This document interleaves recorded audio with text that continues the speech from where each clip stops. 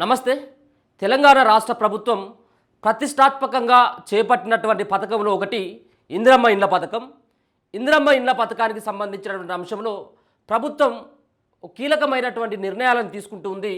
ఒక పక్కన అర్హులైనటువంటి వాళ్ళ యొక్క జాబితాను రూపొందించి వాళ్ళకి 5 లక్షల రూపాయలని ఆర్థిక సాయం అందించాలన్నటువంటి ఉద్దేశంతో ఇప్పటికే గ్రామాలలో ఇందిరమ్మ కమిటీల ద్వారా అర్హులని ఎంపిక చేసేటువంటి బాధ్యతలు వాళ్ళకి అప్పగించడం జరిగింది. ఒక పక్కన ఇందిరమ్మ ఇండ్ల సంబంధించినటువంటి పథకంలో లబ్ధిదారుల ఎంపికలో చాలా రకాలైనటువంటి అవకతవకలు జరుగుతూ ఉన్నాయి. అర్హులైనటువంటి వాళ్ళకి కాకుండా అర్హులు కానటువంటి వాళ్ళకి, ఇండ్లు ఉన్నటువంటి వాళ్ళకి సైతం ఇల్లు ఇస్తూ ఉన్నారు.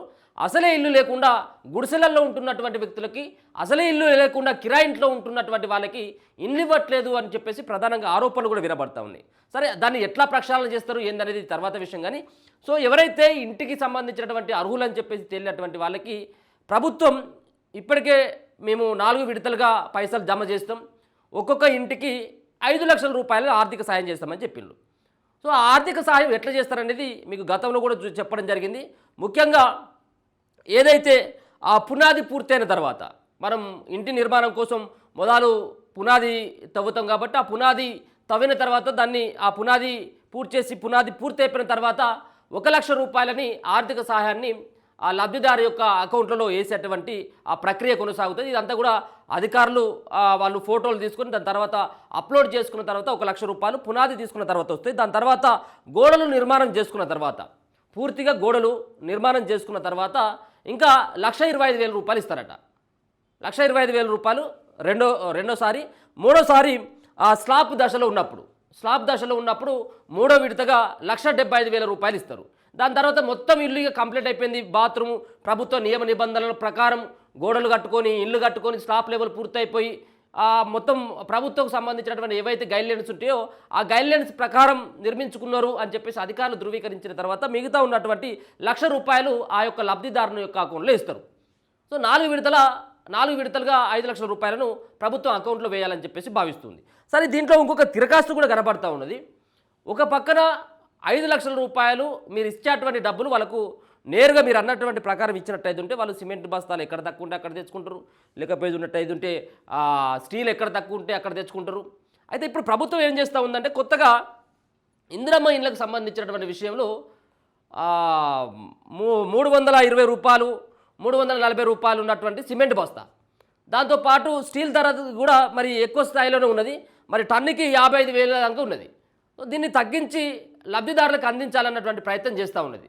మరి లబ్ధిదారునికి పైసలు ఇచ్చిన తర్వాత వాళ్ళు కొనుక్కోమని చెప్పేసి అంటదా, లేకపోతే ఉంటే ఈ 45,000 రూపాయలు ఒకవేళ ఒక ఇంటికి 1 టన్ను సంబంధించినటువంటి స్టీలు కనుక పడినట్టయితే ఉంటే ఈ స్టీలుకు సంబంధించి లబ్ధిదారునికి అందించి లబ్ధిదారునికి అందించాల్సినటువంటి 1,00,000 రూపాయలు రెండో విడతలు వచ్చేటువంటిదో మూడో విడతలు వచ్చేటువంటి దాంట్లో మరి వీళ్ళు కట్ చేసుకొని మిగతా డబ్బులు ఇస్తారా, లేకపోతే ఉంటే లబ్ధిదారునికి చెప్పినటువంటి విధంగానే 4 విడతలకు డబ్బులు విడుదల చేసేటువంటి ఆ సందర్భంలో మరి వాళ్ళకే పైసలు ఇచ్చి మీరే పోయి ఈ లబ్ధిదారునికి సంబంధించినటువంటి వాళ్ళకు సంబంధించినటువంటి రిసీటో లేకపోతే మీరు ఎంపిక చేసినటువంటి ఆ రిసీటో ఏదైనా తీసుకొని పోయి మీరు కొన్ని షాపులో ఏమైనా అప్పగించినట్టయితే ఉంటే మరి వాళ్ళు ఆడికి పోయి రిసిప్ట్ చూపెడితే మీరు అన్నటువంటి ధరకు ప్రభుత్వం ఏదైతే కొన్ని సంబంధించినటువంటి వేటితో అయితే చర్చలు జరుపుతూ ఉన్నదో ఈ సంబంధించినటువంటి కంపెనీలతోటి వాళ్ళ దగ్గరికి పోయి వీళ్ళు తెచ్చుకోవాలనేది ఇవాళ రేపు తెలిసేటువంటి అవకాశం ఉంటుంది.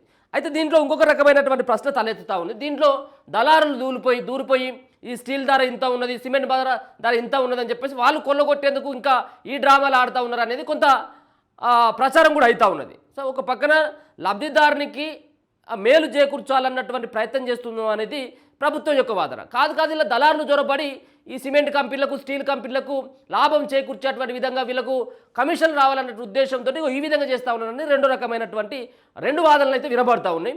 చూడాలి మరి ఇప్పటికైతే లబ్ధిదారులు అయితే మీరు ఇస్తారన్నటువంటి పైసలు మాకు ఇస్తే మేము 50,000 ఉండని 60,000 ఉండని ఎక్కడ పోయినా కానీ మేము తీసుకొచ్చుకుంటాం అనేది వాళ్ళ యొక్క వాదన, మెజార్టీకి సంబంధించిన వాళ్ళ యొక్క వాదన. సరే, దాని పట్ల ప్రభుత్వం అయితే ఆలోచిస్తూ ఉంది. రేపు ఎల్లుండి కీలకమైనటువంటి నిర్ణయం తీసుకునేటువంటి అవకాశం ఉంటుంది. ఇప్పటికే ఇసుక సైతం కూడా ఇందిరమ్మ ఇల్లు పూర్తి అయిపోయేంత వరకు ఇసుకను ఫ్రీగానే అందించాలని చెప్పేసి ప్రభుత్వం ఇప్పటికే ఉత్తర్వులు కూడా జారీ చేయడం జరిగింది. ఒకసారి చూస్తే ఇగో తక్కువ ధరకే స్టీల్ సిమెంటు, ఇందిరమ్మ ఇండ్ల లబ్ధిదారులకు ఊరట, నేడు ఫైనల్ కానున్న ధరలు, ఇప్పటికే కంపెనీలతో ఓ దఫా చర్చలు, సంస్థల ప్రతిపాదనలు కోరిన అధికారులు ఇళ్ల నిర్మాణం వేగవంతం కోసం ప్రభుత్వం పాటలు పడతా ఉన్నదట. ప్రభుత్వం ప్రతిష్టాత్మకంగా తీసుకొచ్చిన ఇందిరమ్మ ఇండ్ల పథకం లక్ష్యం చేరుకునేందుకు మరో కీలక నిర్ణయం తీసుకోబోతున్నది. ఇండ్ల నిర్మాణాలను వేగంగా ప్రారంభించేందుకు నానా పాటలు పడుతున్నది. పెరుగుతున్న ధరలతో లబ్ధిదారులు ముందుకు రాకపోవడంతో లబ్ధిదారులకు ఊరట కలిగించే గుడ్ న్యూస్ చెప్పేందుకు సిద్ధమైంది. ఇంటి నిర్మాణానికి ఇప్పటికే ఇసుకను ఉచితంగా అందిస్తున్న ప్రభుత్వం స్టీలు, సిమెంటును సైతం తక్కువ ధరకే అందించాలని నిర్ణయం తీసుకున్నట్లు తెలుస్తుంది. ఈ మేరకు 1-2 రోజుల్లో ధరలు కొలిక్కి వచ్చే అవకాశాలు ఉన్నట్లు గృహ నిర్మాణ శాఖ అధికారులు వెల్లడించారు. రాష్ట్ర వ్యాప్తంగా 2 విడతల్లో ఇండ్లను మంజూరు చేసినప్పటికీ ఆకాశాన్ని తాకుతున్న ధరలతో అనుకున్న స్థాయిలో నిర్మాణాలు ప్రారంభం కావట్లేదు. కాబట్టి 5 లక్షలకి ఇండ్లు ఎక్కడైపోతుంది? ఒక పక్కన సిమెంట్ ధర పెరిగిపోయింది, స్టీల్ ధర పెరిగిపోయింది. కాబట్టి ఎవరు కూడా కట్టుకోవడానికి ముందుకు వస్తలేరట.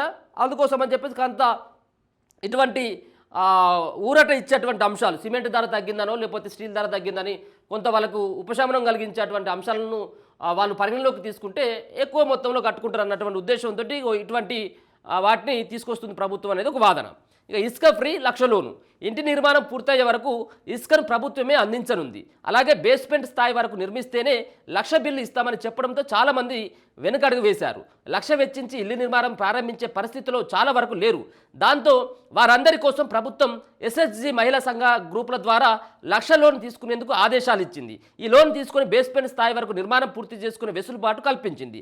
4 దశలో 5 లక్షల బిల్లులు విడుదల చేస్తామని ప్రకటించడంతో చివరి బిల్లు వరకు ఆ లోన్ చెల్లించుకునే వెసులుబాటు లబ్ధిదారులకు దొరికింది.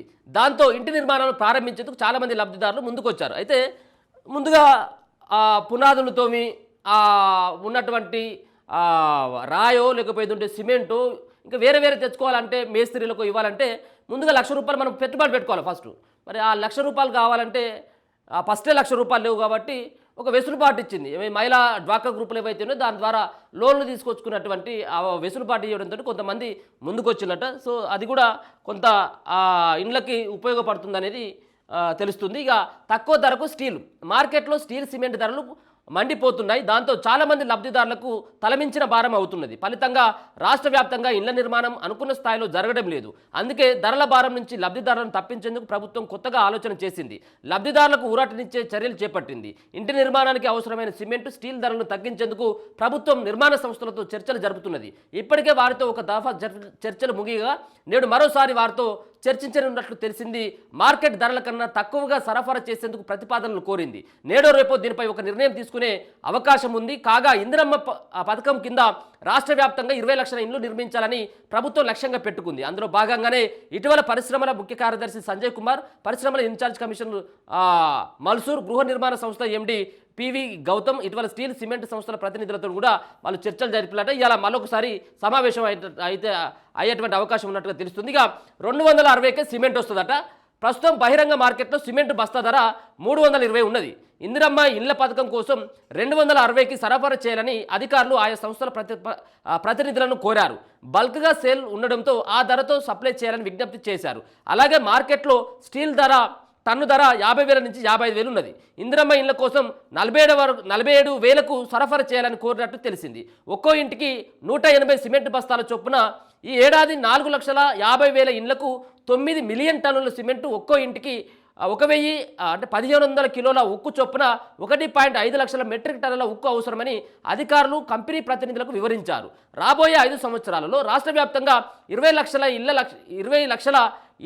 ఇల్లు కట్టడంతో వాటి సరఫరా చేసేందుకు ఈ మేరకు వాళ్ళతో చర్చించినట్టు. అంతేకాకుండా ఇవాళ కూడా వాళ్ళతో భేటీ అయ్యి ఆ కంపెనీకి సంబంధించినటువంటి ప్రతిపాదనల ఆధారంగా ప్రభుత్వం ఏ నిర్ణయం తీసుకుంటుందనేది ఇలా తెలిసేటువంటి అవకాశం ఉంటుంది. సరే 320కి సిమెంట్ బస్తా వస్తే 260కి అంటే ఒక 60 రూపాయలు దీంట్లో తగ్గేటువంటి అవకాశం ఉంటుంది. దాంతోపాటు 55,000 ఉన్నదట ఏది స్టీల్ ధర, అది 47,000 అంటే 8,000 రూపాయలు ఇలా తక్కువ అవుతా ఉన్నది. అయితే దీని ద్వారా కొంత వాళ్ళకి లబ్ధి చేకూర్చవచ్చు అనుకున్నటువంటి రీతిలో ఇండ్ల నిర్మాణం కూడా పూర్తవుతుంది అనేది తెలుస్తూ ఉన్నది. సరే ఏదేమైనప్పటికీ కూడా మరి బల్క్గా 1-2 కంపెనీలకు అప్పగించడం ద్వారా ఇంకా ఏ విధమైనటువంటి దీంట్లో వేరే కోణం ఏమైనా దాగి ఉన్నదా అనేది చూడాలి. ముఖ్యంగా చాలామంది మీరు ఇచ్చేటువంటి 5 లక్షలకు సరిపోతుందో సరిపోతలేదు అనేది తెలియదు. కానీ మీరు ఇచ్చినటువంటి 5 లక్షలకి ఇంకో 2 లక్షలు 3 లక్షలు అవసరమైతే ఇంకో 5 లక్షలు వేసుకొని కట్టుకోవడానికి చాలామంది సిద్ధంగానే ఉన్నారు. సిమెంట్ బస్తాలకు భయపడో లేకపోతే ఉంటే ఇది ఇనుముకు, స్టీల్కు ధర ఎక్కువ ఉన్నదని చెప్పేసి వెనుకొచ్చేటువంటి అవకాశం అయితే లేదు. చాలామంది ఊర్లలో ఇందిరమ్మ ఇండ్ల కోసం చాలామంది దరఖాస్తులు పెట్టిళ్ళు. దాంట్లో ఊరికొక 4, 5, 10 ఎంపిక చేస్తే ఇంకా 50 మంది మాకెందుకు రాలేదని నిలదీస్తూ ఉన్నారంటే మీరు ఇచ్చేటువంటి 5 లక్షలతోటి ఇల్లు కట్టుకోగలుగుతాం, దానికి ఎంతో కొంత కలుపుకోనని చెప్పేసి వాళ్ళు అంటా ఉన్నారు. ఎక్కడ కూడా వెనక్కి వచ్చేటువంటి పరిస్థితి లేదు. ఇందిరమ్మ ఇండ్లకి ₹1,00,000 లేకుంటే ఎవరైతే లేరు కావచ్చు, మేబీ చాలా తక్కువ ఉండొచ్చు, ఉండొచ్చేమో 1-2% కానీ సరే చాలామంది ఇందిరమ్మ ఇళ్ళని కట్టుకోవాలని చెప్పేసి ప్రయత్నం చేస్తూ ఉన్నారు. మళ్ళీ ఇప్పుడు ఈ కొర్రీలను తీసుకొచ్చడం ఇంకా దీని తెరవేనికి ఇంకేమైనా ఉన్నదా?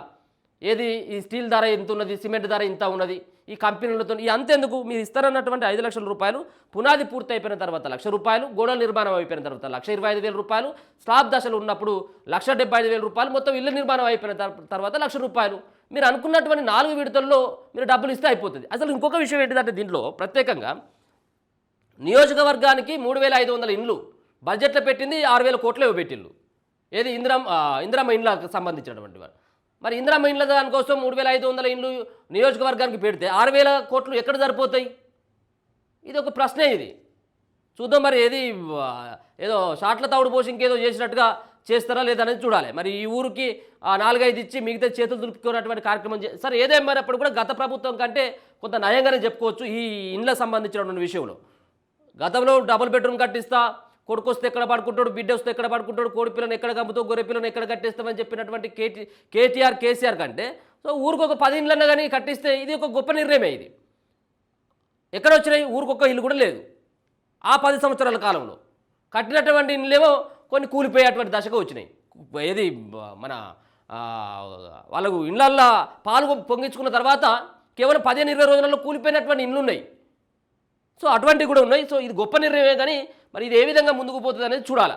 మొత్తానికైతే సిమెంట్ ధర, స్టీల్ ధర తగ్గించేందుకు ప్రభుత్వం అయితే ప్రయత్నాలు చేస్తూ ఉంది. చూద్దాం మరి ఇలా తీసుకున్నటువంటి నిర్ణయం ఏ విధంగా ఉండబోతుంది అనేది. చూస్తూనే ఉండండి మన తొలి.